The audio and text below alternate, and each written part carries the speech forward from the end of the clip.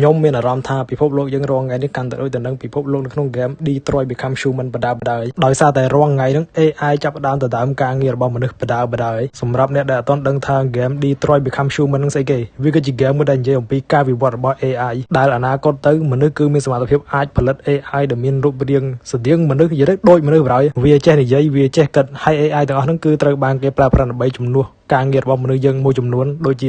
ាបោកកៅអៅលាងចានធ្វើការងារផ្ទះធ្វើសន្តិសុខធ្វើប៉ូលីសស្អីចឹងទៅហើយ AI មួយចំនួនគឺត្រូវបានគេបង្កើតមកដើម្បីជំនួសការងារប្រចាំថ្ងៃរបស់មនុស្សយើងហើយនឹងការងារមួយចំនួនទៀតដូចជាអ្នកគិតលុយក្នុងម៉ាតអ្នកដឹកទំនិញស្អីហ្នឹងគឺសុទ្ធតែ AI ធ្វើហើយ NPC នៅក្នុង game ដែលត្រូវបាន AI ទៅដើមការងារហ្នឹងគឺមិនសូវជាចូលចិត្ត AI ប្រហែលទេវាប្រៀបបានដូចជាយើងឥឡូវអញ្ចឹងហើយថ្មីនេះដែរនៅតាមក្រុមហ៊ុនធំមួយចំនួនដូចជា Facebook Snapchat ស្អីហ្នឹងគ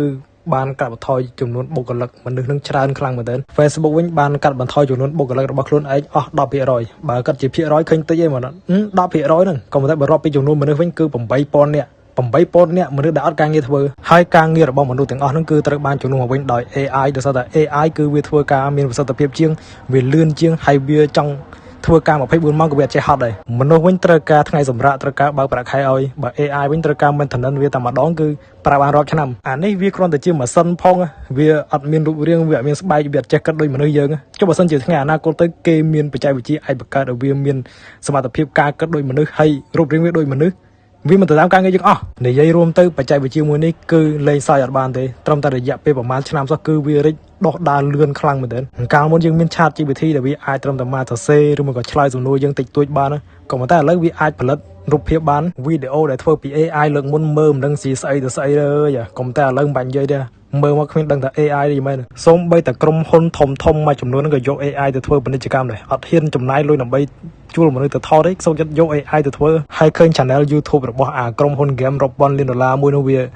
យក AI ទៅបញ្ចូលសលេងក្នុងវីដេអូវាចង់និយាយថាលុយវារកបានមកចាយអត់អស់ក៏ប៉ុន្តែវាអត់ហ៊ានយកលុយទៅចំណាយដើម្បីជួលមនុស្សឲ្យបញ្ចូលសលេងឲ្យវាសូវចិត្តប្រើសលេង AI អញជឿបរយខ្ញុំឃើញវីដេអូពួកចិនកាលចូលឆ្នាំចិនដែលវាបង្ហាញអំពីមនុស្សយន្ត AI របស់ពួកវាហ្នឹងពួកមនុស្សយន្តហ្នឹងវាចេះសម្ដែងវាចេះរាំវាធ្វើការជាមួយគ្នាបានល្អខ្លាំងមែនទែនសំខាន់កាយវិការរបស់វាគឺរស់រវើកជាងមនុស្សទៀតដល់ពេលអញ្ចឹងទៅខ្ញុំអង្គុយគិតបរយចុយរយៈពេលប្រហែលឆ្នាំសោះគេធ្វើបានប៉ុណ្ណឹងហើយខ្ញុំឃើញវីដេអូមួយចំនួនទៀតដែលមនុស្សយន្តហ្នឹងអាចផ្ទុកអាវុធនៅក្នុងខ្លួនអាចមានសមត្ថភាពតតាំងជាមួយនឹងមនុស្សយើងបានគេបំពាក់ chip AI ទៅលើមនុស្សយន្តហ្នឹងឲ្យវាចេះគិតថាខាងណាជាសត្រូវខាងណាជាម្ចាស់របស់វាសំខាន់កម្លាំងវាខ្លាំងទៀតខ្ញុំនិយាយមែនណាអនាគតទៅខ្ញុំអត់ចង់ឃើញសង្គ្រាម AI ទេខ្ញុំអត់ចង់ឃើញមនុស្សយើងយក AI ទៅធ្វើសង្គ្រាមជាមួយគ្នាទេដោយសារខ្ញុំអត់ចង់ដូចនៅក្នុងរឿង Terminator និយាយដល់រឿង AI ទៅដើមការងាររបស់មនុស្សយើងធ្វើនេះអ្នកខ្លះគឺគាត់ចាប់ទុកវាគ្រាន់តែជារឿងលេងសើចក៏ប៉ុន្តែបើសម្រាប់ខ្ញុំវិញខ្ញុំគិតថាវាគឺជារឿងមួយដែលយើងគួរតែបារម្ភដោយសារតែ AI នេះគឺវាមានសមត្ថភាពខ្លាំងមែនទែនបើសិនជាយើងអត់ព្យាយាមអភិវឌ្ឍជំនាញរបស់យើ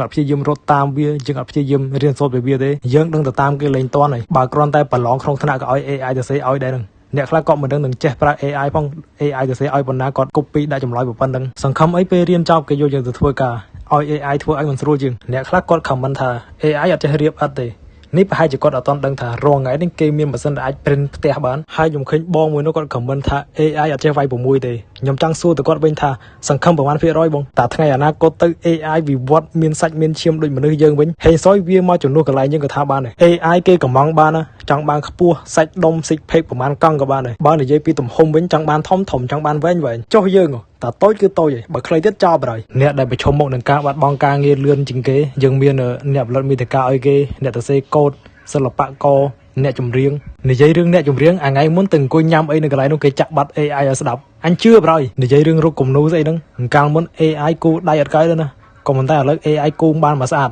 សង្ឃថាគូចង់ស្អាតជាងសិល្បករអាជីពទៀតនៅក្នុង website ពណ៌បៃតងស្អីហ្នឹងឥឡូវអស់មកឃើញរូប AI ឃើញឲ្យអស់ចំណងបរយសូម្បីតែវិស័យខ្សែភាពយន្តឥឡូវក៏ AI វាលោកអស់ដែរមិនថាម៉ែខ្ញុំមិនថាអ្នកផ្ទះខ្ញុំទេអង្គុយមើលតែរឿង AI មួយថ្ងៃវល់ល្ងាចនឹងឮតែសលេងហារហូតឥឡូវហ្នឹងមាន anime AI ហើយសាច់រឿងក្នុង anime AI ហ្នឹងគឺគួរឲ្យចាប់អារម្មណ៍ទៀតក៏ប៉ុន្តែរឿងមួយដែលខ្ញុំអត់ចូលចិត្តរឿងពួកហ្នឹងវាអត់មានភាគតហើយបើជ្រុលជាធ្វើសាច់រឿងប្រងធ្វើភាគតមកលោកតាមពិតទៅរឿងដែលតាក់ទងជាមួយនឹង AI នេះគឺខ្ញុំចង់និយាយច្រើនខ្លាំងមែនទែនក៏ប៉ុន្តែឥឡូវនេះវារត់អត់ទាន់ឃើញចាំមើលថ្ងៃអនាគតគេអាប់ដេតមកចេញស្អីទៀតចាំខ្ញុំយកមកនិយាយតទៀតហើយវីដេអូថ្ងៃនេះមានប៉ុណ្ណឹងជួបគ្នាវីដេអូក្រោយបាយ